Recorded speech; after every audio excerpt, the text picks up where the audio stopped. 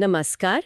आज हम एक ऐसी कहानी पर बात करने जा रहे हैं जो विश्वास और मुश्किल वक्त में जो मदद मिलती है ना, कभी कभी बिल्कुल अनपेक्षित, उसके बारे में है।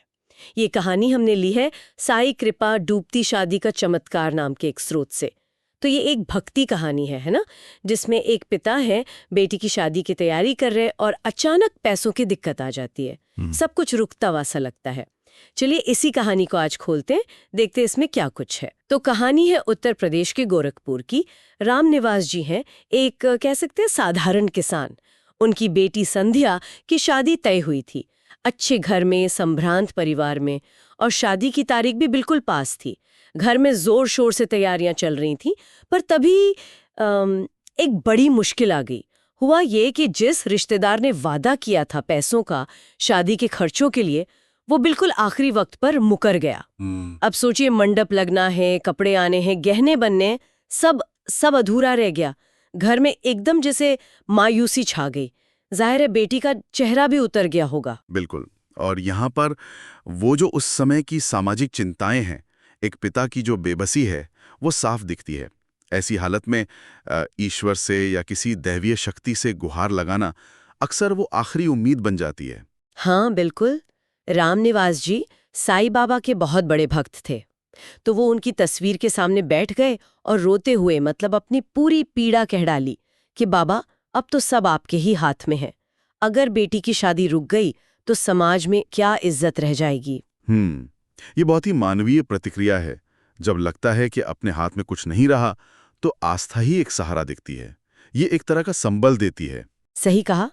और फिर कहानी ये बताती है कि उसी रात राम निवास जी को एक सपना आया। सपने में साईं बाबा दिखे और उन्होंने आश्वासन दिया कि भाई चिंता मत करो, बेटी का ब्याह होके रहेगा, उनका आशीर्वाद है। सपने अक्सर आस्थावान लोगों के लिए एक अहम जरिया बनते हैं, एक इशारा, एक दिलासा। हाँ, लेकिन कहानी का असली मोड़ तो अगले दिन आया है ना। बिल्कुल। अगले ही दिन सुबह सुबह दरवाजे पर कोई आया। एक ऐसा आदमी जिसे राम निवास जी ठीक से पहचानते भी नहीं थे। शायद कभी उनके खेतों में मजदूरी वगैरह की होगी।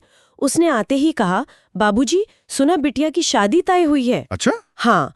और फिर उसने कहा, ये 50,000 रुपए रख लीजिए, मुझे साईं बाबा ने खास आपके पास भेजा है। अरे!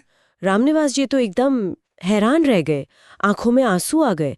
यकीन ही नहीं हुआ उन्हें। ये बहुत दिलचस्प मूड है।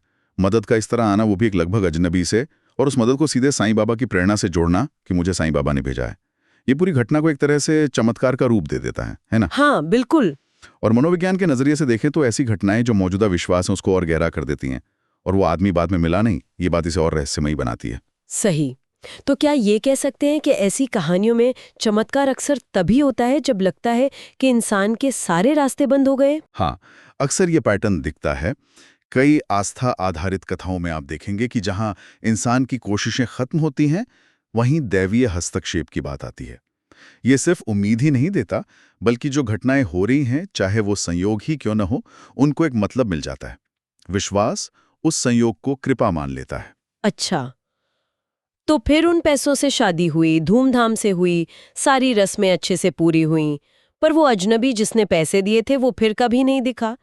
कहानी के अनुसार ये सब साईं बाबा की ही कृपा थी। हाँ, और यही इस कहानी का सार या कह लें शिक्षा बताई गई है कि जब इंसान हार मान लेता है, तब ईश्वर या गुरु अपनी शक्ति दिखाते हैं। विश्वास और धैर्य इसी को असली पूंजी बताया गया है। ये दिखाता है कि आस्था कैसे मुश्किल हालातों में उम्मीद जगाती है, और कभी-कभी ऐसे समाधान भी लाती है जिसके बारे में सोचा ना हो, या कम से कम चीजों को सकारात्मक ढंग से देखने में मदद तो करती ही है। तो हमने देखा, एक आर्थिक संकट था, एक भक्त की गहरी प्रार्थना थी, एक रहस्यमयी मदद मिली, और फिर उस दैवीय कृपा में अटूट विश्वास। ये सब मिलके इस कहानी को बनाते हैं। बिल्कुल।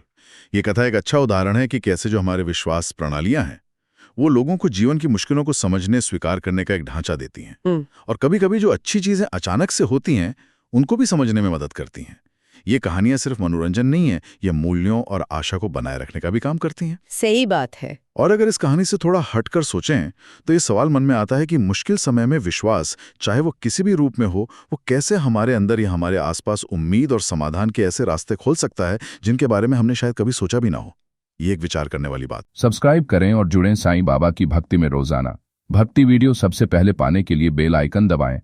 ओम साई राम लिखकर साईं बाबा का आशीर्वाद पाएं।